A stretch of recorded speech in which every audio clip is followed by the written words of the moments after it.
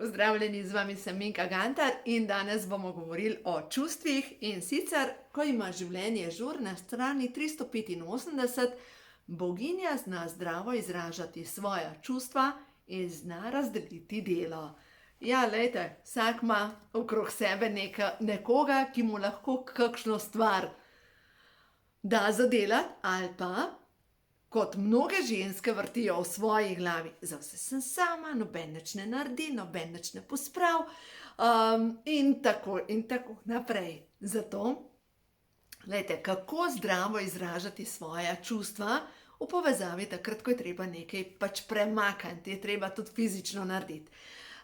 Poznate tole zgodbo Svetlane Makarovič o razvajenem vrabčku. Vrabček je že dovolj velik, da bi lahko poletel.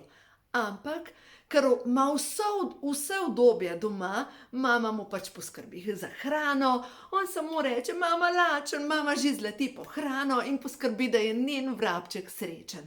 Ampak enkrat pride do tega, da mama ne zmore več, enostavno ne zmore več in je utrujena in kljub temu, da je mama že poskušala, da bi tam vrabček pač poletel, ampak on noče, on pravi, mama, strah me je, umrl bom, mama, padel bom, mama, ubil se bom.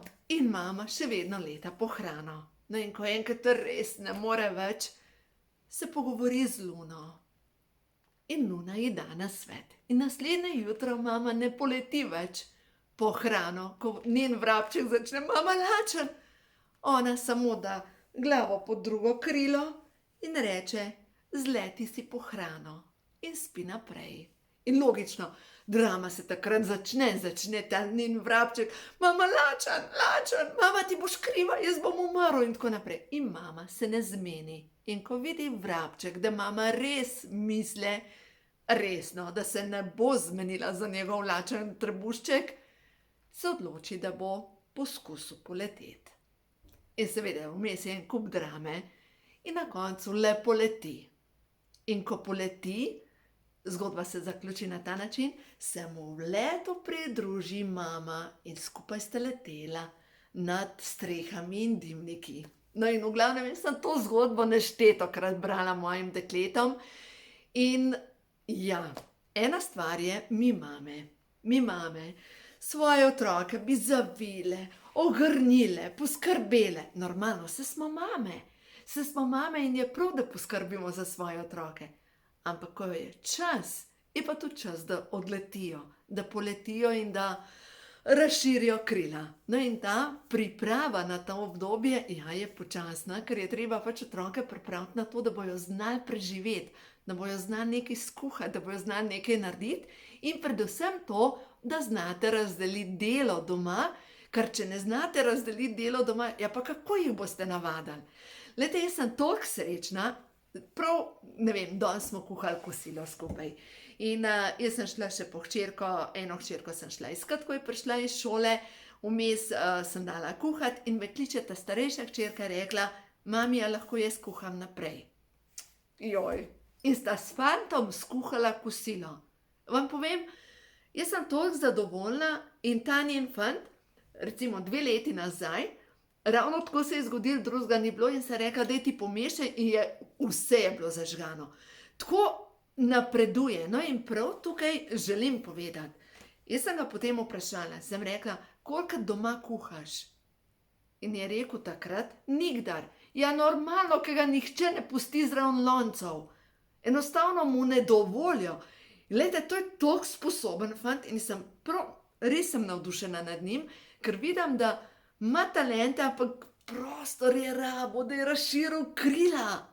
In dejstvo je, da glih tako pa pol našim otrokom damo prostor, da razširijo krila, da nekaj ustvarijo, da lahko vidijo, da so v nečem dobri. A ni to nekaj dobrega? No, zdaj pa kako razdeliti delo? Ker glejte, zakaj bi nekdo delal, če vse vi naredite? Zakaj bi nekdo obesil perilo, če ga vi obeste? Zakaj bi iz stroja zložil, če vi naredite? Zakaj bi šel v trgovino, če vi naredite?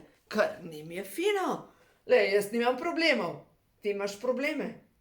Ti spet tečna. A spet tečna? Te Luna daje? A sigurno, a imaš menstruo, ta rdečo imaš, a ne?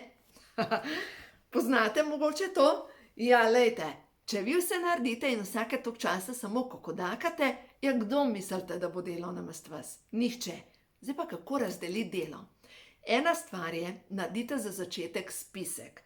Spisek opravil, ki jih delate vi, in spisek opravil, ki jih delajo drugi. Saj vemo, doma je ogromno stvari za postoriti, je treba posesati, pomiti, je treba perila oprati, je treba zložiti, je treba polikati, je treba vsak dan ne enkrat pomiti pa pospraviti po kuhinji, je treba, tisoč in eno zadevo je treba narediti. In dajte narediti spisek, kaj delate vi in kaj delajo vaši dragi. In za začetek razdelite naloge. Kdaj sem jaz začela razdeljevati naloge? Brala sem leta nazaj, to je zdaj že, ne vem, vsaj 25 let nazaj, knjigo 7 navad zelo uspešnih ljudi. No in notri piše, da uspešni ljudje razdelijo delo. No in takrat sem jaz dejansko naredila spisek in sem naredila spisek, kaj delam jaz in takrat še moj fant. A veste, kaj je bilo? Po večini sem delala jaz in on kaj dela, pere avto. No in sva si že takrat razdelila delo in vam lahko povem, da tukaj noter jaz nisem imela tisto za vse sem sama, ker sva si razdelila delo. Zdaj logično, zdaj ko sem samska po ločitvi, ravno tako sem z mojimi puncami razdelila delo in imamo razdeljeno, da ena pač pomiva oziroma stroje zlaga, ena obeša perilo, ena pa pač pometa. Saj veste, neke zadolžitve morajo biti in dejstvo je, da nekako treba je na en način razdeliti. Zdaj vam pa povem še eno zgodbo. Enkrat je ena gospa prišla k meni, je rekla, sploh ne vem, 4 otroke imam, ne vem, kje se me glava drži, enostavno ne zmorem več. No in sem ji prav to svetovala. In je naredila spisek in v vsej nemoči, ki jo je občutila, je ta spisek pustila poleg računalnika, dejansko ga je videl njen mož. In ona je šla naslednji dan v službo jo je klical in me potem pokliče ona. Je rekla, čudež se je zgodil. A veš, kaj se je zgodil? Moj mož me je poklical in je rekel, naj mi prosim povej, kako se da perila oprati, ker vidim, da je tukaj cela gora cunj. Glejte, vem, da je včasih težko v odnosih, ampak glejte, če mi nikomur ne povemo, kaj si želimo, če nikomur ne izrazimo svoje želje, pa ne samo želje, tukaj v bistvu, če je že napisano in da se vidi primerjava, kaj kdo dela, pomeni, da se lahko majčkeno bolj uravnoteži vse skupaj. Ker v nasprotnem primeru, glejte, vi lahko vse vlečete za sabo in ste za vse odgovorni sami in na koncu, kdo bo popustil? Vi. Pa ste mogoče mislite, da še v službi morate vse vleči, pa za ne vem koga še morate poskrbeti. Zato za začetek naredite spisek, mogoče tudi v službi, kaj vse delate, pokažite nekomu ta spisek nadrejenem in glejte, koliko se zgodi, pa tudi vem, da vi poznate, nekdo pusti službo, ker ne zmore več in namesto njega zaposlijo 2 osebi. Ker, glejte, če lahko, a ne, kako pravi pregovor, vpreži konja, ki vleče. Ja, to je to, a ne, kdor ne vleče, zakaj ga bi natovoril, če ne bo nikamor prišel. Zato, glejte, tisti, ki veste, da preveč vlečete, predvsem vi ženske, ki preveč vlečete, ne morete postati boginje, če ste tovorni osel. To ste še kar daleč od boginje. Ampak prihaja čas boginj in ta čas boginje, da začnemo pri drobnih stvarih, pri sebi, ne da služimo za vse, ne da smo odgovorne za vse, ampak ženska boginja je boginja v tem, da dela nekaj, v čemer je kreativna, v čemer uživa, kar ji duša poje, v čemer res tisto zadovoljstvo jo napolnjuje in to zadovoljstvo potem napolnjuje svet okoli nje. Tako da, ja, naredite nekaj v tej smeri. Še prehod v novo dobo, je prav. Poglejmo še nekaj sporočil prehoda v novo dobo. da vidimo sporočilo za vas, drage boginje, kaj je pomembno. Pomembno je, da ste prijazne. Blagodejno sprejemam sebe in druge. Prijaznost ne pomeni, da drugi lahko stopajo po meni, ampak pomeni, da se na ljubeč način postavim za sebe. To je 79. Prepoznavam svoja čustva in znam razbrati čustva drugih. Na ljubeč način znam povedati, kaj si želim. Ta mehkoba se odraža tako pri meni, kot pri vseh ostalih in prijaznost ne pomeni, da ljudje lahko stopajo po meni. Pomeni sposobnost, da se na ljubeč način postavim zase. Tako da, lejte, ja, prijaznost, ne? Prijaznost to ne pomeni, da potem jaz kuham v svojih možganih, pa je to naredil, pa ni to naredila, pa je to naredila.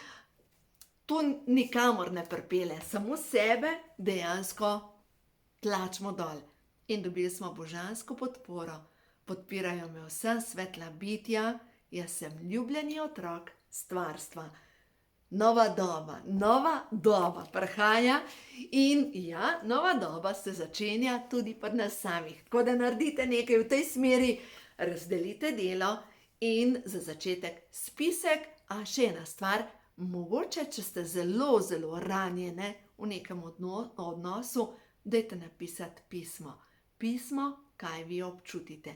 Ne pisati, ti si to, nisi to, bi moral, bi mogla to. Ampak napišite to, kar se je zgodilo, občutim in zaradi tega, ker to občutim, je spet to občutim. Dajte govoriti o svojih čustvih, ne kaj nekdo drug ni naredil ali pa je naredil ali pa rekel in ni rekel ali pa rekla.